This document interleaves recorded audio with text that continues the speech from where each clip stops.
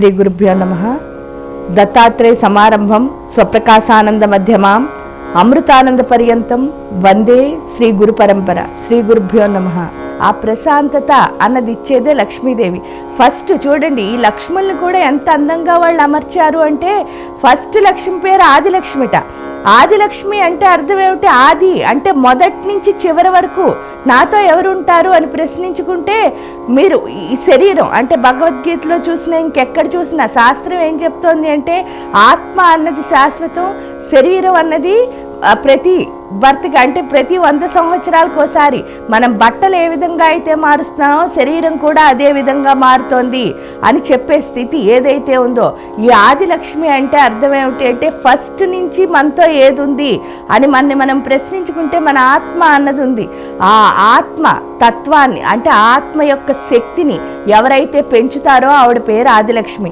ఇక్కడ మీ అందరికీ తెలుసు, ఆత్మ శక్తి కనుక మన దగ్గర ఉంటే మనం చేయలేనిది, ఎందుకంటే ఆత్మస్థైర్యం అంటారు, అది ఉంటే కనుక చేయలేని పని అన్నది ఈ సృష్టిలో ఏదీ లేదు. అంటే ఆ ఆత్మశక్తిని ఇచ్చేదే ఆదిలక్ష్మి. ఇంకా రెండో లక్ష్మికి వచ్చేసరికి ఏంటి అంటే విద్యాలక్ష్మి. విద్యాలక్ష్మి అంటే అర్థం ఏమిటి అంటే, మనలో ఉన్న అట్రాక్షన్ అన్నిటినీ అంటే మనలో ఉన్న ఆకర్షణలు ఒక్కొక్క దాన్ని వదిలేసి ఇది ఆకర్షణ ఇది నిజం, ఇది ఆకర్షణ ఇది నిజం అని తెలుసుకునేటట్టు చేసి నిజం వైపు నడిపించేదే ఇక్కడ విద్యాలక్ష్మి. నిజం అంటే అర్థం ఏమిటి అంటే, ఈ సృష్టిలో ఉన్న ప్రతి జీవికి ఒకే ఒక నిజం ఉంటుందిట. ఆ నిజం పేరేంటి అంటే, మన ఎవరైతే కంటారో ఆ తల్లి. ఎందువల్ల అంటే, నేను ఆ పొట్టలోంచి వచ్చాను అన్నది మాత్రమే మనకి నిజంట, మిగతావన్నీ నమ్మకాలే. కానీ ఈ నిజం ఏం చేస్తుందిట, ఆ నమ్మకాలన్నిటినీ నిజం అని నిరూపించి చూపిస్తుందిట. కాబట్టి ఒక్క నిజాన్ని నమ్మితే చాలు. ఆ నిజం పేరేంటి అంటే అమ్మ. అది ఎవరు అంటే ప్రకృతి. అందుకే లక్ష్మీదేవిని ప్రకృతి స్వరూపము అని పిలుస్తారు. ఆ ప్రకృతిని ఎప్పుడైతే నమ్మడం మొదలు పెట్టామో అంటే ప్రకృతిలో ఉన్న ప్రతి దాన్ని ఆస్వాదించడం ఎప్పుడైతే మొదలు పెట్టామో ఆటోమేటిక్గా మనలో ఏం పెరుగుతాయి అంటే అబ్జర్వేటరీ స్కిల్స్ అంటే నేర్చుకునే లక్షణం అన్నది పెరుగుతుంది. ఎప్పుడైతే ప్రకృతి నుంచి నేర్చుకోవడం మొదలు పెట్టామో ప్రతి ఒక్క దాంట్లోంచి ఆటోమేటిక్గా మనకి జ్ఞానము అన్నది వస్తుంది. అదే విద్యాలక్ష్మి. అంటే మనకి నేర్చుకునే తత్వాన్ని పెంచి ప్రకృతిలో ఉన్న ప్రతి దాని నుంచి నేర్చుకుని మనకి జ్ఞానాన్ని పెంచుకునే స్థితి విద్యాలక్ష్మి వల్ల వస్తుంది. ఎప్పుడైతే వచ్చిందో మూడో లక్ష్మి పేరు గజలక్ష్మి. గజలక్ష్మి అంటే అర్థం, గజము అంటే మీ అందరికీ తెలుసు ఏనుగు అని అర్థం. ఈ ఏనుగు లక్ష్మి అని ఎందుకు చెప్పారు అని అంటే, మనలో ఉన్న అలక్ష్మి ఏంటిట అంటే అహంకారం.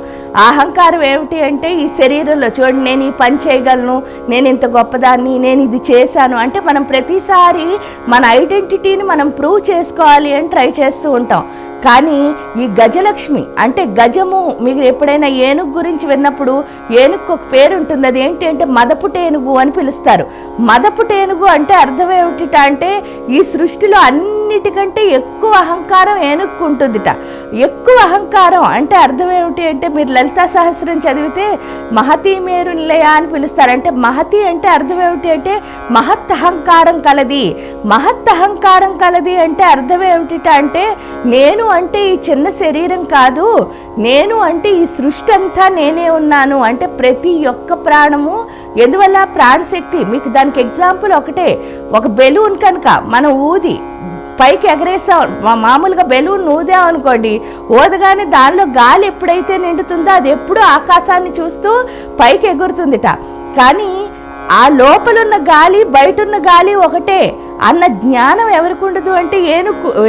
ఎవరంటే ఈ యొక్క బెలూన్కు అంటే బుడక్కు ఉండదుట. ఉండకపోవడం వల్ల అది ఏమనుకుంటుంది, నన్ను చూసి అందరూ కేరింతలు కొడుతున్నారనుకుని పైకి కళ్ళు చూస్తూ వెళుతుందిట. మనం కూడా అంతే.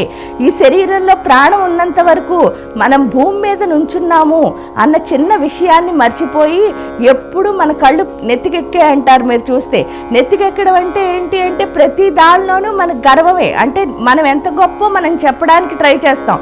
ఈ ఏనుగు ఎప్పుడైతే లక్ష్మి రూపంలో మన లోపలికి వస్తుందో, రాగానే మనకు అర్థమయ్యేది ఒకటేట, ఏంటి అంటే నా లోపల ఒక్క లోపలే ప్రాణం లేదు, ఈ సృష్టిలో ప్రతి ఒక్క దానిలోనూ ప్రాణం ఉంది, నాలోనూ ఉంది దానిలోనూ ఉంది, అంటే మా ఇద్దరి మధ్యలో కూడా ఉంది. అంటే ప్రకృతి మొత్తం ఉన్న ప్రాణశక్తి ఒక్కటే, అందులో నేను ఒక భాగము అని అర్థమవుతుందిట.